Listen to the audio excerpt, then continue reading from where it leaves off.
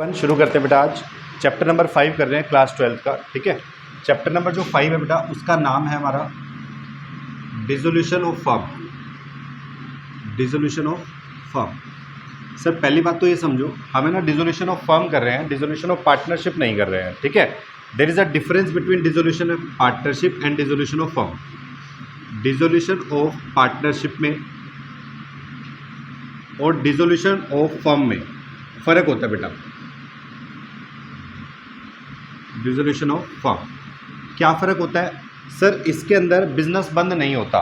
ठीक है, इसके अंदर बिजनेस कंटिन्यू रहता है, पार्टनरशिप जब बंद होती है तो। ठीक है, एक्चुअल के अंदर जब एडमिशन ऑफ पार्टनर कर रहे थे आप तो वो डिसोल्यूशन ऑफ पार्टनरशिप था, क्योंकि इसमें क्या होता था, पुरानी पार्टनरशिप बंद हो जाती थी और उसकी जगह नई पार्टनरशिप चलती थी। जैसे ए और बी दो पार्टनर थे, अब सी भी आ जाएगा तो इन दोनों के बीच की पार्टनरशिप खत्म होके इन तीनों के बीच की पार्टनरशिप एक नया एग्रीमेंट के फॉर्म में आ जाएगा। क्लियर है? अच्छा, इसी तरीके से रिटायरमेंट जब पार्टनर की हो रही थी बेटा तो भी वो डिसोल्यूशन ऑफ पार्टनरशिप था बेटा। बिजनेस बंद नहीं होता था, पुरानी पार्टनरशिप खत्म होकर क्या बन जाती थी, नई पार्टनरशिप बन जाती थी। ठीक है, सेम वे में अगर डेथ ऑफ पार्टनर हो रहा था तो भी वो क्या था बेटा, डिसोल्यूशन ऑफ पार्टनरशिप था बेटा। क्लियर? इसी तरीके से अगर फर्म अमलगमेट हो जाती है, दो फर्म मिलके एक नई फर्म बन जाती है तो भी वो डिसोल्यूशन ऑफ पार्टनरशिप माना जाता है। उसमें बिजनेस बंद नहीं होते हैं, बस कुछ चेंजेस किए जाते हैं। ठीक है, उसी तरफ डिसोल्यूशन ऑफ फर्म में अगर आप आए बेटा, इसके अंदर बिजनेस जो है बेटा अपना वो क्लोज हो जाएगा। बिजनेस क्या हो जाएगा, क्लोज हो जाएगा। बिजनेस बंद करना पड़ेगा बेटा अपने को। बोलो बात क्लियर है? यहाँ पे हम सारा कुछ बेच बाच के बिजनेस को समेट के और निकल जाएंगे बेटा यहाँ से। बोलो बात क्लियर? ये फर्क है इसके अंदर। कोई डाउट है यहाँ तक? आइए हम समझते हैं डिसोल्यूशन ऑफ फर्म कैसे किया जाता है। यहाँ समझो बेटा ध्यान से।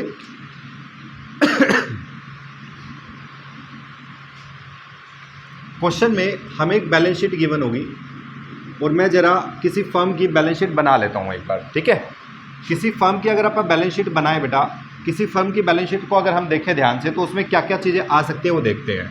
ये वाली साइड आपकी लायबिलिटी साइड है और ये वाली साइड बेटा आपकी एसेट साइड है। ठीक है, जरा ध्यान देते हैं लायबिलिटी साइड में क्या क्या चीज़ें हो सकती है। ध्यान से देखिए, लायबिलिटी साइड में एक तो पार्टनर की कैपिटल हो सकती है। पार्टनर की कैपिटल, सही बात है। एक पार्टनर का करंट अकाउंट हो सकता है बेटा, ये भी तो हो सकता है, पार्टनर की कैपिटल और पार्टनर का करंट अकाउंट। और बताओ क्या क्या हो सकता है सर? कुछ रिजर्व्स हो सकते हैं बेटा, रिजर्व्स हो सकते हैं, प्रॉफिट्स हो सकते हैं। सही बात है, क्लियर है? वर्कमैन कंपनसेशन रिजर्व हो सकता है, इन्वेस्टमेंट फ्लक्चुएशन रिजर्व हो सकता है बेटा। क्लियर है? अच्छा, और क्या क्या हो सकता है सर? सर पार्टनर का लोन हो सकता है, पार्टनर का लोन हो सकता है बेटा। और लायबिलिटीज़ हो सकती है, मैं इसको बोल देता हूँ third party liabilities. Third party liability का मतलब हो गया बेटा कि ऐसे लोगों की लायबिलिटी जो बिजनेस से रिलेटेड नहीं है हमारे। बोलो बात क्लियर? ऐसे लोगों की लायबिलिटी जो बिजनेस से रिलेटेड नहीं है बेटा। बोलो बात क्लियर है? ऐसे लोगों की लायबिलिटी को आप थर्ड पार्टी लायबिलिटी बोल देते हैं। ऐसे ही मेरे को बताओ एसेट साइड में क्या क्या हो सकता है अपने पास। एसेट साइड में सर हमारे पास कुछ टेंजिबल एसेट्स हो सकती है। टेंजिबल एसेट का मतलब होता है बेटा आपकी फर्नीचर, मशीन, बिल्डिंग, यानी जिसका कोई फिजिकल एग्जिस्टेंस होता है उसे आप क्या बोल देते हैं, टेंजिबल एसेट्स बोल देते हैं। बोलो बात क्लियर? हमारे पास कुछ इनटेंजिबल एसेट हो सकती है बेटा। इनटेंजिबल एसेट जैसे कि गुडविल हो सकती है। सही है? और बताओ क्या क्या हो सकता है? ट्रेडमार्क हो सकता है, पेटेंट हो सकते हैं, ये भी तो हो सकते हैं। क्लियर है? अच्छा, कुछ फिक्टिशियस एसेट हो सकती है बेटा अपने पास। फिक्टिशियस एसेट, ऐसी एसेट जिनको बेच के मिलता कुछ नहीं है बेटा। बोलो बात के लिए, इनको आप क्या बोलते हैं, फिक्टिशियस एसेट। जैसे एग्जांपल के तौर पे प्रॉफिट एंड लॉस का लॉस वाला बैलेंस इस तरफ दिखेगा अपना। ठीक है, या फिर और अगर आप बात करें तो एडवर्टीजमेंट, सस्पेंस अकाउंट आपने पढ़ा था, ये भी अपना फिक्टिशियस एसेट का फॉर्म है बेटा। क्लियर है? अच्छा, और क्या हो सकता है सर? यहाँ पर कैश एंड कैश इक्विवेलेंट हो सकता है। ठीक है, इसके अलावा स्टॉक हो सकता है, इन्वेंट्री हो सकता है, ट्रेड रिसीवेबल हो सकता है बेटा। ठीक है, चलो ट्रेड रिसीवेबल तो लिखते हैं, डेटर लिखते हैं बेटा, डेटर तो डेटर हो सकते हैं। डेटर जब होते हैं बेटा तो डेटर के ऊपर प्रोविजन भी हो सकता है, ध्यान रखना। ठीक है, क्लियर है? अच्छा जी, अब मेरे को इतनी बात समझ आ गई। ये तो वो चीज़ें हैं जो क्वेश्चन में अपने को दी जाएंगी। बोलो बात क्लियर। अब सवाल ये सर अपने को करना क्या है इस चीज़ में, क्लियर। मेरी बात ध्यान से समझो बेटा, जो मैं बता रहा हूँ, मैं बिज़नेस को बंद करने वाला हूँ। मैं बिज़नेस को क्या कर रहा हूँ, बंद कर रहा हूँ। तो मेरे को बताओ, मुझे बिज़नेस में इन सब चीज़ों की ज़रूरत है या ज़रूरत नहीं रही। अब मेरे को ज़रूरत है या ज़रूरत नहीं रही।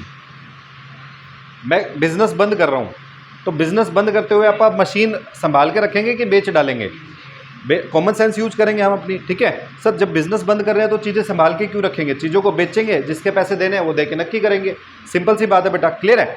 तो मुझे क्या करना है बेटा, इन सब चीज़ों को बेचना है और मेरी लायबिलिटीज़ को क्या करना है बेटा, यहाँ पे करना है। बोलो बात क्लियर। इन शॉर्ट आपको बताऊँ सर, ये बैलेंस शीट आपको खाली करनी है। बैलेंस शीट कैसे करनी है, आपको खाली करनी है। अगर बैलेंस शीट खाली करना सीख गए तो फिर ये डिसोल्यूशन ऑफ पार्टनरशिप वाला चैप्टर आपका आ गया। अब खाली करने के लिए अपने को क्या करना है बेटा, हर एक रिलेवेंट डेटा को किसी न किसी जगह पे अपने को भेजना पड़ेगा, ठीक है। चलिए समझते हैं, मेरी बात समझो।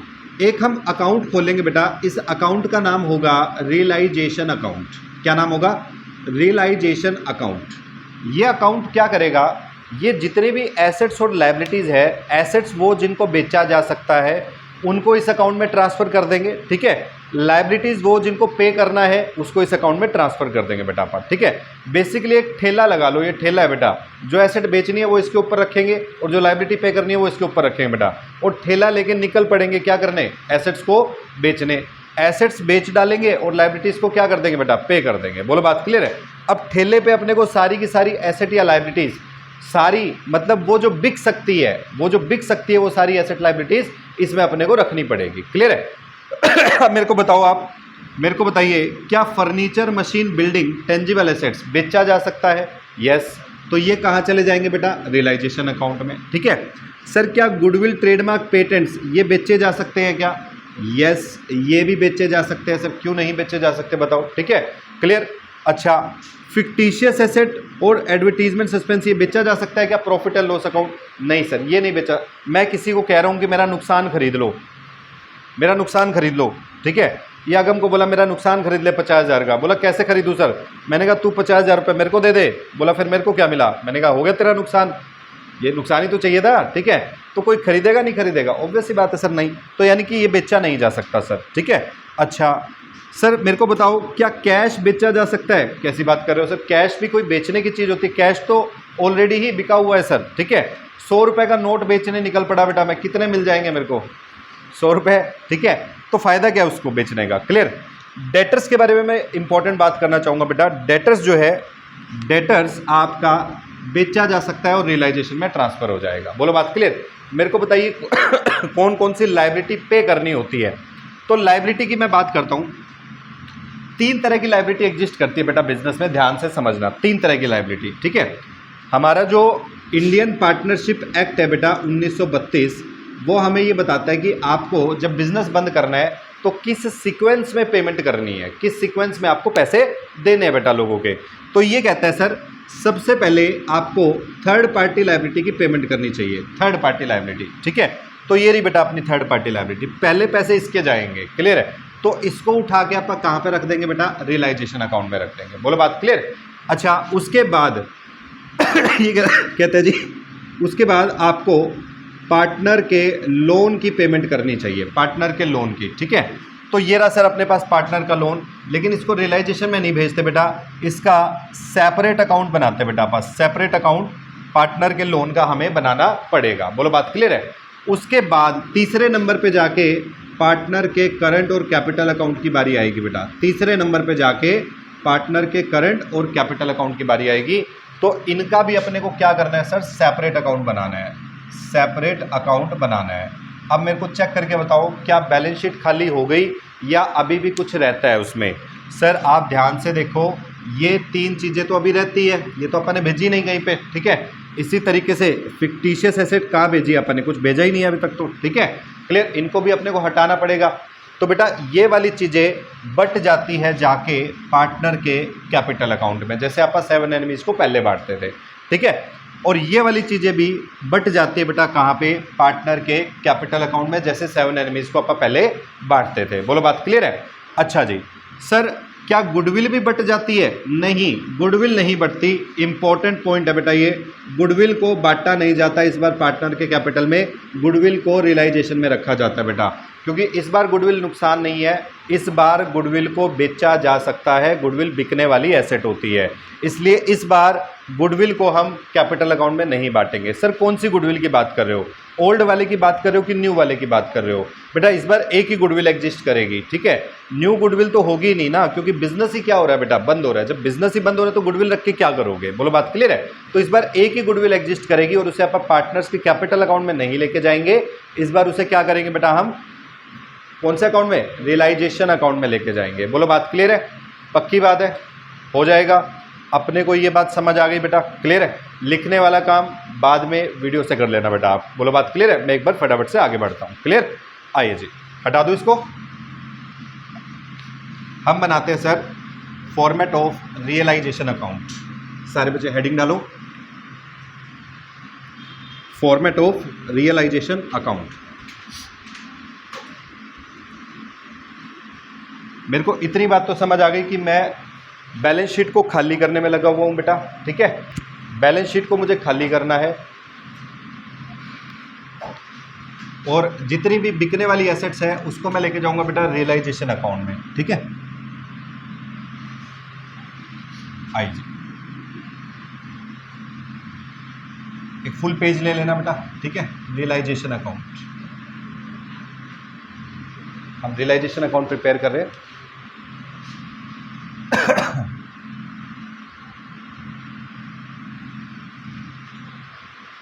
ठीक है भाई, अकाउंट बनाना लगभग हमें आता ही है।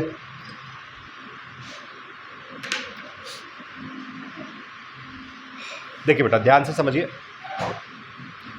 सारी की सारी एसेट्स को ट्रांसफर करके कहाँ पे लेके आए हैं, रियलाइजेशन में, और सारी की सारी लायबिलिटीज को ट्रांसफर करके कहाँ पे लेके आए हैं, रियलाइजेशन में, ठीक है। मेरी बात ध्यान से समझना। सर एसेट्स कहाँ पे ट्रांसफर होगी और लायबिलिटी कहाँ पे ट्रांसफर होगी? तो बड़ा सिंपल सा लॉजिक है बेटा, यहाँ पे ध्यान से समझो। ये बैलेंस शीट है, बैलेंस शीट में ये एसेट साइड है बेटा। मेरे को बताओ एसेट का बैलेंस डेबिट होता है कि क्रेडिट होता है? Debit balance. और इन एसेट्स को यहाँ से हटाना है, तो किसी चीज़ को हटाना हो तो उसे क्या करना पड़ेगा फिर, क्रेडिट। डेबिट वाली चीज़ को हटाने के लिए क्रेडिट करना पड़ेगा, तो इसका मतलब है एसेट तो क्रेडिट हुई होगी, तो डेबिट क्या हुआ होगा, रियलाइजेशन अकाउंट। बात समझ आ गई? ये तो हो गई लॉजिकल बात। अगर इलॉजिकल बात चाहिए तो बेटा ये एसेट साइड है, ये नीचे बनाते हैं अपन रियलाइजेशन अकाउंट, ठीक है, इसको क्रॉस में इधर ट्रांसफर मार देना और लायबिलिटीज़ को क्रॉस में इधर ट्रांसफर मार देना, ठीक है। ये होगी बेटा इलॉजिकल बात, ठीक है, मतलब इसका तुक नहीं है कोई समझने का, लॉजिक तो ये एंट्री वाला ही है, लेकिन कर देंगे अभी भी हम, ठीक है, याद रखने के लिए। चलिए जी, मेरे को बताना बेटा यहाँ पर एसेट इधर ट्रांसफ़र करनी है to tangible assets to intangible assets. Sir ध्यान देने वाला पॉइंट, मेरी बात प्लीज़ ध्यान से सुनना। अगर हमारा कोई डेटर ट्रांसफ़र हो रहा है टू डेटर, तो ये हमेशा ग्रॉस अमाउंट में ट्रांसफ़र होगा बेटा। कैसा ट्रांसफ़र होगा? Gross amount. मतलब नहीं समझे बेटा, मेरी बात समझो। यहाँ पे बैलेंस शीट में आपको डेटर दे रखा है, बैलेंस शीट में आपको बोला हुआ है डेटर 1 लाख रुपए, इसके ऊपर प्रोविज़न दिया हुआ है डाउटफुल डेट्स के लिए 10,000 रुपये, और नेट डेटर दिखा रखे बेटा 90,000 रुपये, सही है। तो ये वाला जो 1 लाख का अमाउंट है इसे क्या बोला जाता है, ग्रोस अमाउंट। इसे क्या बोला जाता है, ग्रोस अमाउंट। और ये जो 90,000 रुपये वाला अमाउंट है इसे क्या बोलते हैं बेटा, नेट अमाउंट यानी नेट डेटर, ठीक है। तो जब मैं डेटर ट्रांसफर करूंगा तो मुझे कौन सा अमाउंट ट्रांसफर करना है बेटा, ग्रोस अमाउंट ट्रांसफर करना है, ध्यान रखना, ठीक है। तो अपन ने ग्रोस अमाउंट ट्रांसफर करना है सर। तो सर प्रोविजन का क्या करना है, प्रोविजन यहाँ पे आएगा बेटा, फिर उल्टी साइड में आएगा, प्रोविजन फॉर डाउटफुल डेट्स यहाँ पर आएगा बेटा। बोलो बात क्लियर? डेटर ग्रोस में ट्रांसफर होंगे और उसका प्रोविजन दूसरी तरफ ट्रांसफर होगा बेटा। बोलो बात क्लियर है? सही है जी। सर सारी एसेट्स अपने को ट्रांसफर करनी है, सारी हमने एसेट्स को यहाँ पे ट्रांसफर कर दिया। ऐसे लायबिलिटीज़ को भी ट्रांसफर करते हैं सर, बाय लायबिलिटीज़, ठीक है। लायबिलिटीज़ में क्या क्या नहीं ट्रांसफर करना वो मैंने आपको बता दिया।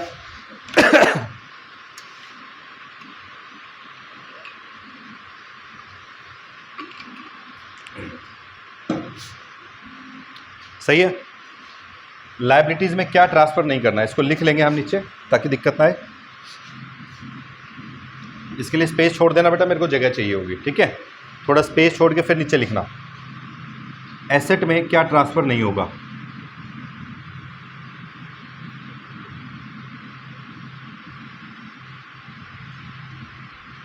नहीं होगा रियलाइजेशन अकाउंट में।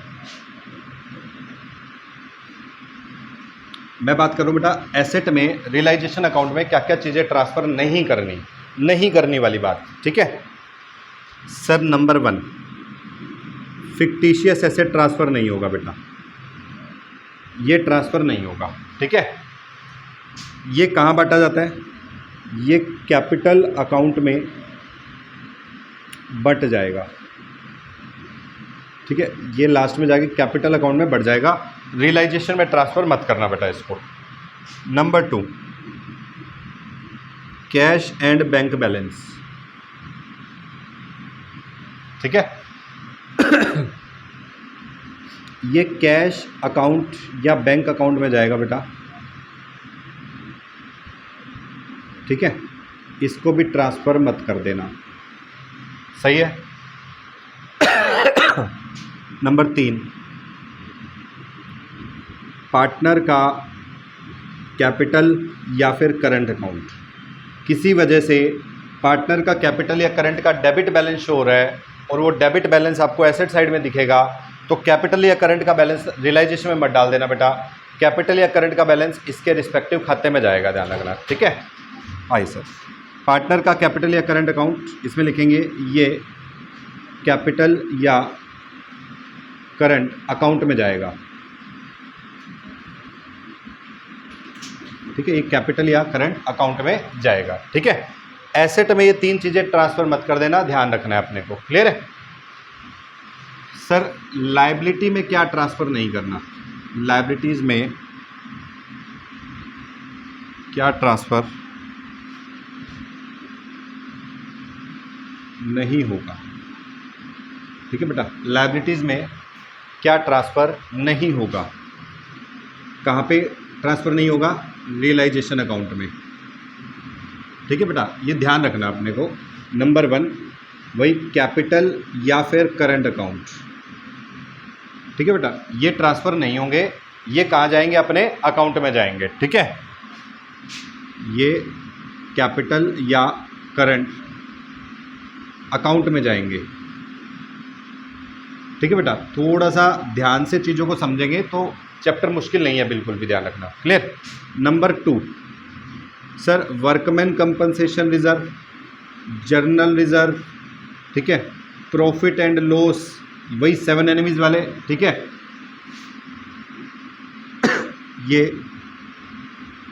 कैपिटल अकाउंट में बट जाएंगे, ठीक है बेटा। बिल्कुल वैसे ही जैसे कैपिटल अकाउंट पहले बनाते थे वही बनाना है अपने को, कुछ भी अलग नहीं है, ठीक है सर। आपने यहाँ पे इन्वेस्टमेंट फ्लक्चुएशन रिजर्व का नाम नहीं लिखा, वो स्पेशल पॉइंट है, उसके बारे में मैं भी बताऊंगा बेटा। इन्वेस्टमेंट फ्लक्चुएशन रिजर्व के बारे में मुझे थोड़ी सी चर्चा करनी है, उसके बाद आप आगे बढ़ेंगे, ठीक है। मुझे याद है वो सारी चीज़, क्लियर बेटा। कोई डाउट यहाँ तक? तो इतना हिस्सा अपने को ध्यान रखना है, जैसे ही इतना लिख लो वैसे ही मेरे को बता देना बेटा, क्लियर। फटाफट से नोट डाउन करिए। चलिए बेटा आगे देखते हैं। हमने सारी एसेट सारी लाइबिलिटीज ट्रांसफ़र कर दी, इसको हटा रहा हूँ बेटा मैं एक बार, ठीक है। आई होप आपने लिख लिया हो। सुनिए, अब मैंने एसेट या लाइबिलिटी ट्रांसफ़र कर दी बेटा। अब एसेट या लाइबिलिटी अपन ने ठेले पे रख रखी है और अपन ठेला लेके उसको बेचने जा रहे हैं, ठीक है। एसेट ले लो, लाइबिलिटीज़ ले लो, ऐसा करके, ठीक है। तुम चिल्ला रहे हो बेटा, क्लियर। अब मेरी बात ध्यान से सुनो। एसेट 3 तरीके से बिक सकती है। कितने तरीके से? 3 तरीके से बिक सकती है। या तो तुमने किसी थर्ड पर्सन को कैश में बेच दी होगी, एसेट लिए दे दी और पैसा ले लिया, पहला काम, ठीक है। दूसरा काम, जो तुम्हारा पार्टनर था वो कह रहा है ये एसेट मेरे को ही दे दो, तो आप पार्टनर को भी एसेट दे सकते हैं बेटा, क्लियर है। तीसरा काम, सर हमारा कोई क्रेडिटर था जिसे मुझे पैसे देने थे, मेरे पास पैसे नहीं है देने के लिए, तो मैंने कहा भाई तू मेरा फर्नीचर ले जा, तो आप क्रेडिटर को भी क्या दे सकते हैं बेटा? एसेट दे सकते हैं। बोलो बात क्लियर है। तो 3 तरीके से एसेट बिक सकती है अपनी। पहली बात, एसेट को कैश में बेच दिया। दूसरी बात, एसेट को अपने पार्टनर को दे दिया। और तीसरी बात बेटा, एसेट को हमने क्रेडिटर को दे दिया, लायबिलिटी को सेट ऑफ कर दिया बेटा इसमें। बोलो बात क्लियर है। तो अगर एसेट बिकती है बाय कैश या बैंक अकाउंट। जब एसेट कैश या बैंक से बिकी बेटा, ठीक है, अगर एसेट को पार्टनर ने ले लिया तो बाय पार्टनर का कैपिटल अकाउंट, सही है। और अगर एसेट को क्रेडिटर ने ले लिया तो क्या लिखे सर? By creditor account. अगर एसेट पार्टनर क्रेडिटर ले लेता है तो बाय क्रेडिटर अकाउंट। नहीं सर, नहीं नहीं नहीं, ठीक है। क्रेडिटर अगर कोई एसेट लेगा तो उसकी कोई एंट्री ही नहीं होती है बेटा, बात समझना इसको, ठीक है। अगर मेरा क्रेडिटर कोई एसेट लेके जा रहा है तो उसकी कोई एंट्री ही नहीं करनी। सर लॉजिक नहीं समझ आया कि एंट्री क्यों नहीं करनी, तो मैं क्यों का मतलब बता रहा हूँ, ठीक है। समझो यहाँ पे ध्यान से बेटा, ये मेरी बैलेंस शीट थी, समझो।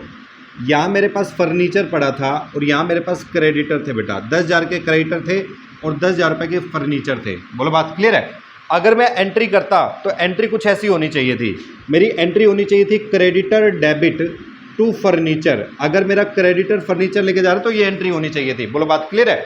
लेकिन हुआ क्या सर, मैंने उठा के क्रेडिटर को कहाँ पे भेज दिया? रियलाइजेशन अकाउंट में। बोलो बात क्लियर है। ऐसे ही फर्नीचर को उठा के कहाँ पे भेज दिया? रियलाइजेशन अकाउंट में। जब फर्नीचर को रियलाइजेशन अकाउंट में भेज दिया तो फर्नीचर रहा ही नहीं, उसका नाम क्या हो गया बेटा? बदल गया, रियलाइजेशन अकाउंट। ऐसे ही जब तुमने क्रेडिटर को रियलाइजेशन में भेज दिया तो क्रेडिटर का खाता रहा ही नहीं, वो क्या बन चुका है? रियलाइजेशन बन चुका है। तो इसका मतलब है रियलाइजेशन को उठा के रियलाइजेशन ट्रांसफर कर रहे हैं बेटा आप। तो सेम अकाउंट डेबिट हो जाता है, सेम अकाउंट क्रेडिट हो जाता है। इसकी वजह से इसकी कोई एंट्री नहीं की जाती, ठीक है। अगर अपने को लॉजिक समझ आता है बहुत बढ़िया बात है, सुभान अल्लाह, ठीक है। लेकिन अगर आपको लॉजिक समझ नहीं आता तो बेटा बस बातों को याद रखना है। क्या याद रखना है? कि अगर कोई क्रेडिटर एसेट लेके जाता है तो उसकी कोई एंट्री नहीं करते हैं। अगर कैश में एसेट बेची जाती है तो बाय कैश या बैंक अकाउंट एंट्री होती है। और अगर पार्टनर लेके जाता है तो बाय पार्टनर के कैपिटल अकाउंट से एंट्री होती है। बोलो बात क्लियर। इसी तरीके से लायबिलिटी को भी 3 तरीके से सेट ऑफ किया जा सकता है। या तो लायबिलिटी को आप कैश में पेमेंट करके सेट ऑफ कर सकते हो, भाई तुमने पैसे दे दिए, बात खत्म हो गई, ठीक है। दूसरा, तुम लायबिलिटी को पार्टनर के जरिए पे करवा सकते हो, भाई हमारा पार्टनर कह रहा है मैं पे कर दूंगा, ठीक है। वो राजपाल यादव आता है ना, मेरे को सब आता है, मैं पे कर दूंगा, ठीक है। तो वो पे कर देता है बेटा। या फिर जो हमारा क्रेडिटर है, जो लायबिलिटी है, उसने एसेट में सेट ऑफ कर लिया होगा। तो एसेट में सेट ऑफ करेगा तो कोई एंट्री नहीं होगी, हमने अभी अभी बात करी। लेकिन अगर कैश में पे कर रहे हैं तो एंट्री क्या करेंगे समझिए, हम करेंगे टू कैश या बैंक अकाउंट, लायबिलिटी पेड, ठीक है बेटा। अगर कैश या बैंक से पे कर रहे हैं और अगर पार्टनर लेके जा रहे हैं तो टू पार्टनर कैपिटल अकाउंट, इसको बोलते हैं बेटा liability taken by partner, liability taken by partner, ठीक है। और अगर क्रेडिटर लेके जा रहा है तो फिर कोई, ठीक है, एंट्री उसकी नहीं होगी। बोलो बात क्लियर है यहाँ पे, सही है। आइए जी, लास्ट में बेटा दोनों साइड का टोटल किया जाएगा। प्रॉफिट होगा तो यहाँ पे बटेगा to profit transfer to ABC। Old partner old ratio, new partner होने का तो सवाल ही पैदा नहीं होता बेटा यहाँ पे, ठीक है। अगर लॉस होगा तो यहाँ पे बटेगा बेटा बाय लॉस ABC, जैसा भी केस रहेगा वैसा हो जाएगा। बोलो बात क्लियर है। फटाफट से इतना नोट डाउन करिए, आगे बढ़ते हैं। फिर उसके बाद कुछ इंपॉर्टेंट बातें हमें करनी है इसमें, ठीक है।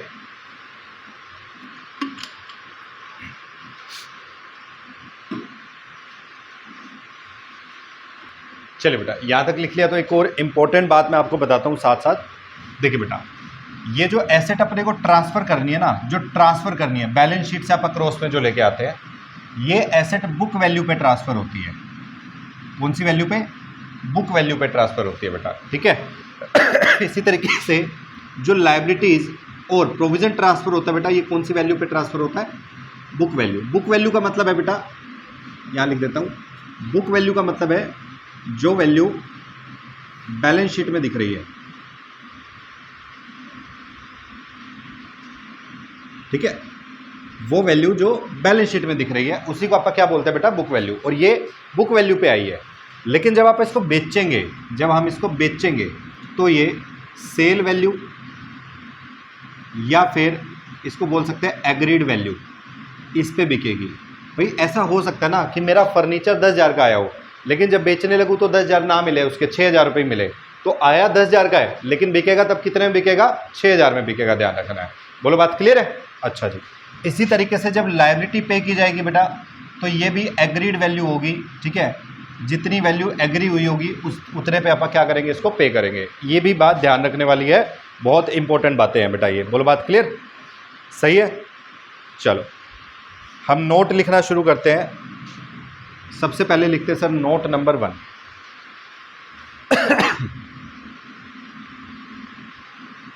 आइए हम लिखते हैं नोट नंबर 1। बहुत इंपॉर्टेंट नोट है सर, ठीक है। नोट नंबर 1,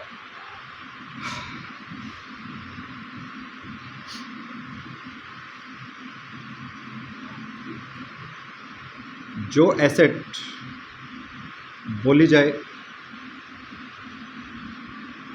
ओनली वही एसेट्स सेल करनी है, ठीक है बेटा। जो एसेट क्वेश्चन बोलेगा कि बिक गई, सिर्फ वही एसेट बेचनी है, ठीक है। प्लस में सारी टेंजिबल एसेट बेचनी है,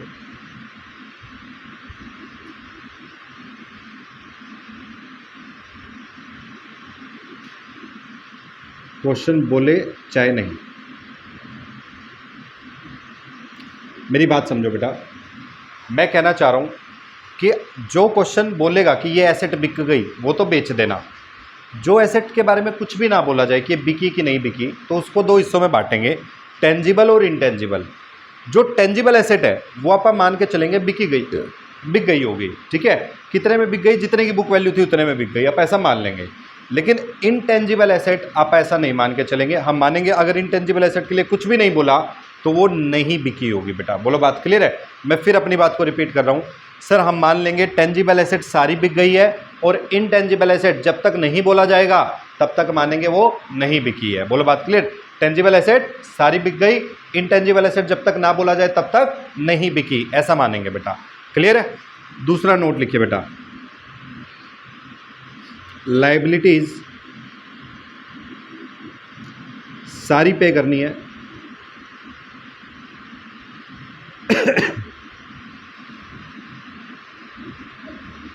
क्वेश्चन बोले या नहीं।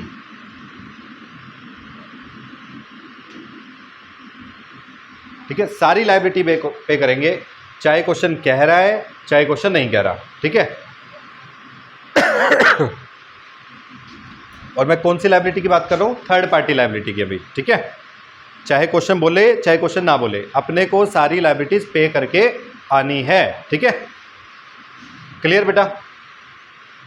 नोट नंबर 3 लिखिए बेटा, मैं यहाँ पे लिख रहा हूँ नोट नंबर 3, ठीक है। आप इसके नीचे ही कंटिन्यू कर लेना, इसके नीचे, ठीक है। अगर क्रेडिटर्स कोई एसेट लेगा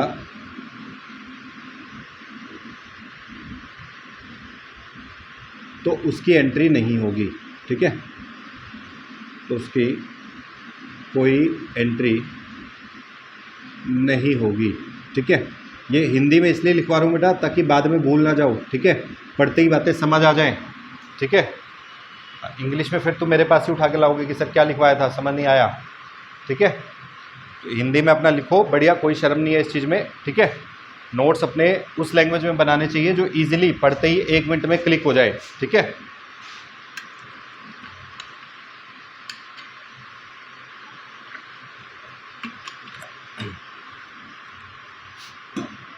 बोलो बेटा, यहाँ तक बताओ, कोई डाउट है तो, नहीं तो आगे बढ़ते हैं। सही है। यहाँ पे फॉर्मेट में एक एंट्री मेरे से रह गई थी, वो मैं बता देता हूँ अभी, ठीक है। वो एंट्री बेटा यहीं पे टू बैंक अकाउंट की एक एंट्री और आती है, ठीक है। ये होती है revaluation expense, sorry realisation expense, realisation expense. क्योंकि जब तुम एसेट बेचोगे तो हो सकता है तुम्हें किसी कमीशन एजेंट, ब्रोकर इसकी ज़रूरत पड़ जाए तो उसको खर्चे देने पड़ सकते हैं, और भी कई खर्चे हो सकते हैं बेटा रियलाइजेशन के, ठीक है। तो रियलाइजेशन एक्सपेंस, इस पे चर्चा अभी बाकी है बेटा, ठीक है। हाँ, कैसे लिखते हैं, इस पे चर्चा बाकी है, ठीक है। इस पे अभी हमने बात नहीं की है, तो इस पर चर्चा बाकी है बेटा, ठीक है। इस पर चाय पे चर्चा होगी, है ना, चाय पे चर्चा करेंगे, बाद में करेंगे अभी, ठीक है। अभी रुक के थोड़ा टाइम, क्लियर, डन है यहाँ तक, पक्की बात है। तो देखो आज हमने क्या बात की, मैंने आपको बताया कि सर सबसे पहले डिसोल्यूशन का मतलब और डिसोल्यूशन ऑफ फर्म का मतलब और डिसोल्यूशन ऑफ पार्टनरशिप का मतलब अलग होता है बेटा। डिसोल्यूशन ऑफ फर्म में बिजनेस बंद हो जाता है जबकि डिसोल्यूशन ऑफ पार्टनरशिप में सिर्फ पुरानी पार्टनरशिप बंद होकर बाकी नई पार्टनरशिप चलती रहती है, क्लियर है। उसके बाद हमने बात की कि सर डिसोल्यूशन ऑफ फर्म का हम क्वेश्चन कर रहे हैं और हमें बैलेंस शीट में जितनी भी चीज़ें हैं उनको कहीं ना कहीं पे क्या करना है बेटा, ट्रांसफ़र करना है, ठीक है। फिर हमने देखा सर कि रियलाइजेशन अकाउंट का फॉर्मेट कैसा बनाया जाएगा और उसके लिए कुछ इंपॉर्टेंट नोट्स भी बेटा हमने लिख लिए हैं। बोलो बात क्लियर, आज का काम सिर्फ इतना ही है और कुछ भी नहीं है बेटा। बोलो बात क्लियर है, फॉर्मेट अच्छे से पढ़ के आना है और जितने नोट्स आपको लिखवाए हैं वो ढंग से करके आना है। मैं ये कह सकता हूँ कि चैप्टर यहाँ पे ख़त्म हो गया बस, ठीक है। इसका जितना मैटर है वो सारा का सारा रियलाइजेशन अकाउंट का है। अगर आपने रियलाइजेशन अकाउंट कर लिया तो आपका चैप्टर आपको आ गया, समझ लो। बोलो बात क्लियर, ना इसमें गुडविल का पंगा, ना इसमें गेनिंग सेक्रीफाइसिंग रेशो का पंगा, ना इसमें ठीक है कोई नए रेशो का पंगा, कुछ भी नहीं है। सबसे सिंपल चैप्टर है आपके एडमिशन, रिटायरमेंट और डिसोल्यूशन में से। इसमें एक क्वेश्चन में चॉइस आती है बेटा, ठीक है। तो आपको डिसोल्यूशन जरूर करके जाना चाहिए, ठीक है। ये आपको फुल मार्क्स दिलवा सकता है क्योंकि सबसे इजी क्वेश्चन आता है बेटा इसका। बोलो बात क्लियर है, तो इसको यहाँ तक फॉर्मेट को पढ़ के आना ध्यान से, क्लियर। चलो आज के लिए इतना ही करते हैं, बाकी नेक्स्ट लेक्चर में करेंगे।